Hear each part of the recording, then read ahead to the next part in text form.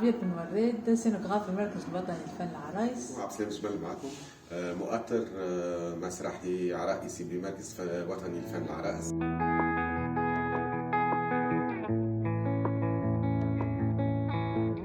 الورشة هذه موجهة لمربي الطفولة وإطاراتها بولاية تونس بخاص. ودونك الورشة هذه تتضمن تقنية مسرح الظل أو الخيال الظل.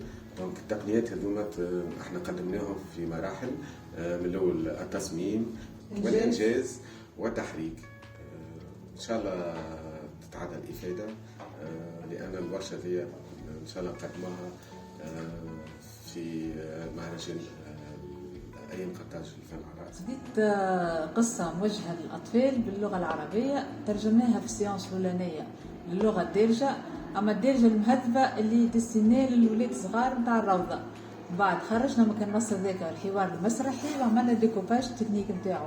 ديكوباج تكنيك خدينا نحنا كان الإطار المكاني والشخصيات اللي يهمونا نحن في الخدمة الأيامات هذوما. صورنا على البابي كونسون الديكور وصورنا الشخصيات ولوناهم، ومن بعد هذاك اللي خدمناه الكل عاودناه على البابي بوليكربونات وعملنا له تريتمون نتاعو بالكولور.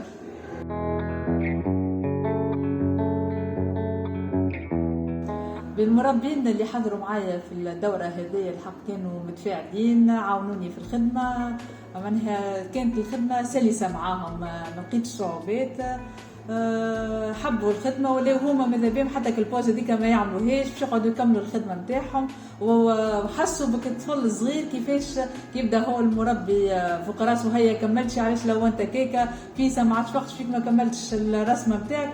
عرفوا اللي هي كل الخدمة تاخذ وقتها وما هي سهلة انك باش تعمل تصوير جوسكا زيت.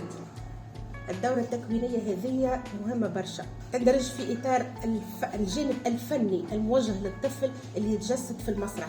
المسرح اللي نعتمدوا فيه في العرائس والدماء، العروسة اللي هي وسيط بيداغوجي بامتياز نجم نوصلوا بها برشا أهداف تربوية للطفل. معناتها تعلمنا فنيات وتقنيات مهمة جدا، هي معناها مش نستعملوها في المسرح، يعني استغلال القصة في نشاط مسرحي، كيفاش نخدموا لي ماريونيت باش نخدموا بهم عبارة مسرح الظل. تعرفنا على كيفاش نخرجوا الشخصيات المسرحية نجسدوهم في شخصيات ظل. دورة تفيدنا برشا في المجال نتاعنا اللي هو معناها نخدموا مع الأطفال، والأطفال عندهم برشا الخيال وعندهم برشا معناها يحبوا برشا الرسم والقصص والكل. دونك احنا كمربيات نجم تكون كانت تنفعنا الدورة هذه، فيها برشا معناها دي تكنيك جدد قاعدين نتعلموا فيهم. التقنيات هي ثرية الحقيقة، من الأول بدينا من الصفر كيفاش نعلموا الطفل مسرحة القصة، حتى مسرحة فكرة نجم تكون فكرة في خيال الطفل اللي ناخذوها منه باش يكون هو مشارك في الفعل ويبرمجها ويجسدها في مسرح القصة. وبشوية بشوية لازمنا باش نخليو نعلموا الطفل التقنيات اللي القصة تكون مجرد كتابة إلى تجسيد فعلي. كل مرة قاعدين نكتشفوا دي تكنيك جدد اللي قاعدين نستخدموا فيهم احنا زيدا في الخدمة بتاعنا مع الأطفال.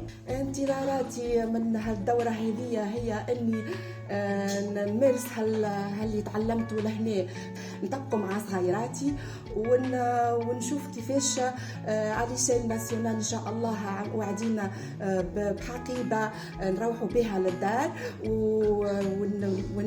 فيها توسكي كونسيبسيون بيداغوجيك مع الطفل. انتظاراتي انها بالنسبة للقصة اللي نقراوها للصغار كيفية استغلالها بطرق متعددة لتقديمها للطفل بشكل بسيط ومسلي. من قصة قصيرة يوصلوا يحولوها لمسرحية، يحولوها لسان، الشخصيات متحركة، العرائس ظل، الشخصية تكون لهم أسهل سهلة برشا، يكون إنه يتعلمها هكايا في عرائس ظل خير برشا.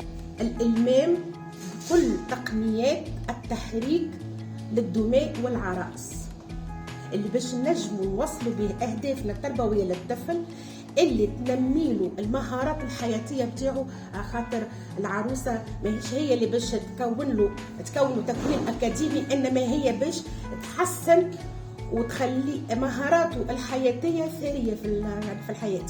ان شاء الله ديما هكا، ديما معناتها المندوبيه ديما على حق متفكرتنا في الدورات التكوينيه هذيا. ان شاء الله ديما نتعاونوا مع المراكز هكا، مركز الوطني لفن العرائس في مدينه الثقافه محمد الخامس. ان شاء الله ديما هكا نتعاونوا حتى مع الولايات الاخرين، الجهات الاخرين، نتبادلوا المهارات، نتبادلوا الثقافات. علاش ليه نكملوا معناتها نهضوا بالطفوله التونسيه.